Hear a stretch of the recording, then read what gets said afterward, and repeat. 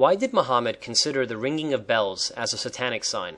After all, many of his alleged revelations were accompanied with the ringing of bells. Will you enlighten us, please? This question is pregnant with a lot of satanic implications that are, as we shall show to be obvious reasons, either deliberately ignored by the scholars of Muhammadan Islam or their logic escaped their intellect. Either way, we must, as always, turn our attention to the Muhammadan Muslim sources so as to gather some of the data on what pagans and even Muhammadans saw as signs associated with satanic activity. In fact, the Muhammadan literature provides criteria to know whether a person is possessed and or whether that individual is a sorcerer. We will then use these criteria to see whether Muhammad falls within the category of a person possessed or of a sorcerer. According to the oldest extant biography of Muhammad's life by Ibn Ishaq, subsequently edited by Ibn Hisham, the Meccan Arabs tried to come up with an opinion about Muhammad which they could then tell the other Arabs visiting the Kaaba. In doing so, they give us an idea of some of the signs that were typically associated with possession and sorcery. Alfred Guillaume's The Life of Muhammad, page 121. When the fair was due, a number of the Quraysh came to Al-Walid bin al-Mughira, who was a man of some standing, and he addressed them in these words: "You speak, and I will listen." They said, "He is a kahin." He said, "By Allah, he is not that, for he has not the unintelligent, murmuring, and rhymed speech of the kahin." "Then he is possessed," they said. "No, he is not that," he said, "for we have seen possessed ones, and here is no choking, spasmodic movements, and whispering." "Then he is a poet," they said. "No, he is no poet, for we know poetry in all its forms and meters." "Then he is a sorcerer." "No, we have seen sorcerers and their sorcery, and here is no spitting and no knots."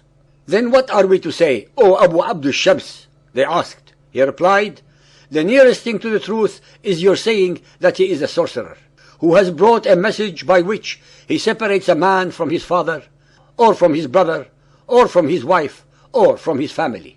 Ibn Ishaq, in his Sirat Rasulullah, page 204, confirming the statements above, reports, "When the people came together to plight their faith to the apostle, Al-Abbas al-Ansari pointed out, 'O men of Khazraj, do you realize to what you are committing yourselves in pledging your support to this man? It is to war against all and sundry.' The above hadith is remarkable because it shows that even 1400 years ago, among the most ignorant and undereducated people, there were some who realized the enormity of the future consequences of following Muhammad's dictates.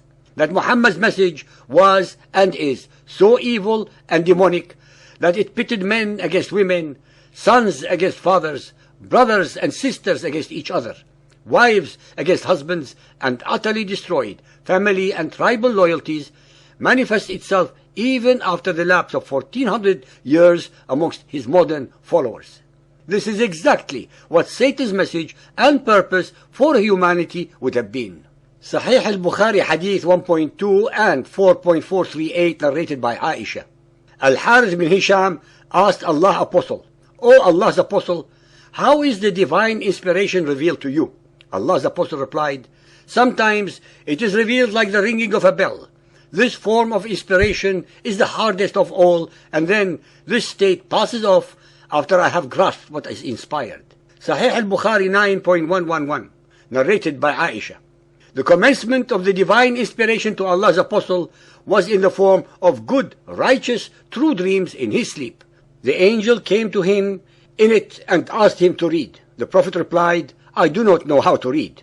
The Prophet added, "The angel caught me forcefully and pressed me so hard that I could not bear it any more. He then released me and again asked me to read, and I replied, I do not know how to read. Thereupon he caught me for the third time and pressed me and then released me and said, Read in the name of your Lord, who has created man from a clot." Then Allah's Apostle returned with the inspiration, his neck muscles twitching with terror, till he entered upon Khadija and said, "Cover me, cover me." They covered him till his fear was over, and then he said to Khadija, "O Khadija, what is wrong with me?" Then he told her everything that happened and said, I fear that something may happen to me. And the divine inspiration was also paused for a while, and the Prophet became so sad, as we have heard, that he intended several times to throw himself from the tops of high mountains, and every time he went up to the top of the mountain, in order to throw himself down, Gabriel would appear before him and say, O Muhammad, you are indeed Allah's apostle in truth. Whereupon his heart would become quiet, and he would calm down and return home.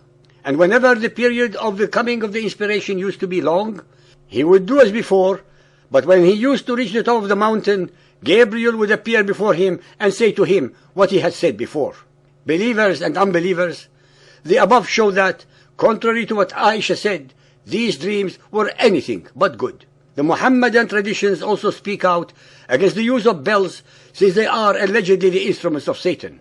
The traditions even say that angels will not attend those who carry bells. Al-Muwatta Hadith 49.39, pulling off necklaces and bells from the necks of camels. Yahya related to me that Abu Bashir al-Ansari told him that the Messenger of Allah said, do not let a single string necklace or any necklace remain unbroken on the neck of a camel.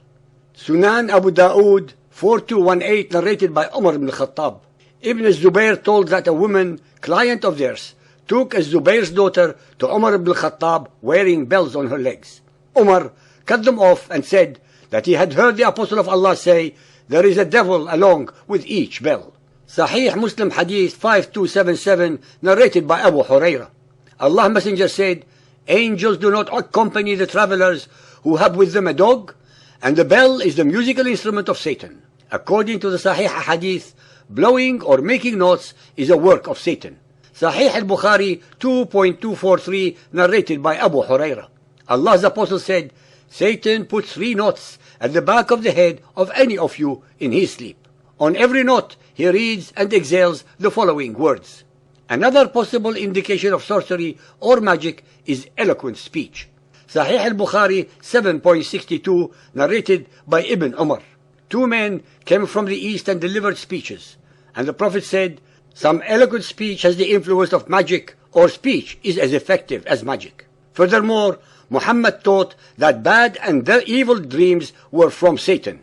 Sahih al-Bukhari 4.513 and 9.113, narrated by Abu Qatada. The Prophet said, a good dream is from Allah, and a bad or evil dream is from Satan. Sahih al-Bukhari 9.127, narrated by Abu Hurairah.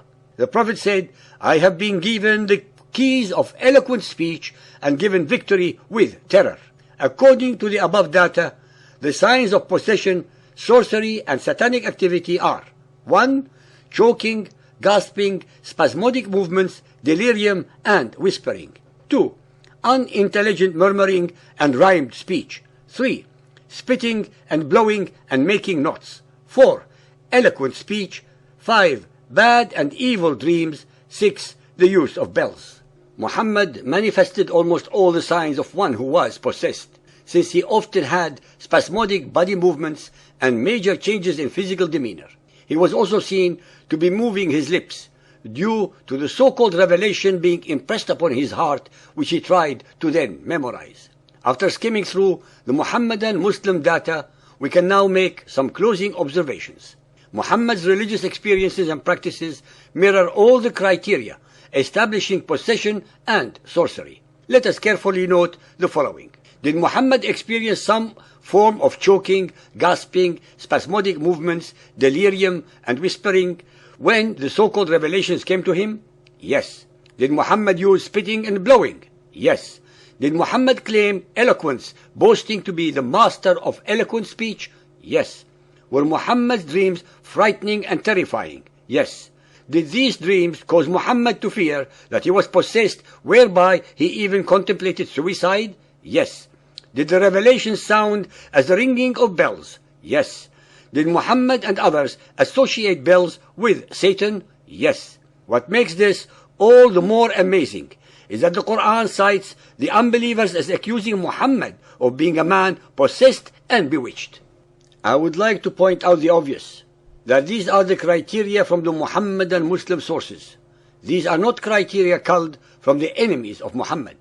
Muhammad meets many, if not all, of the criteria of being under demonic influences that are confirmed by the Islamic source texts.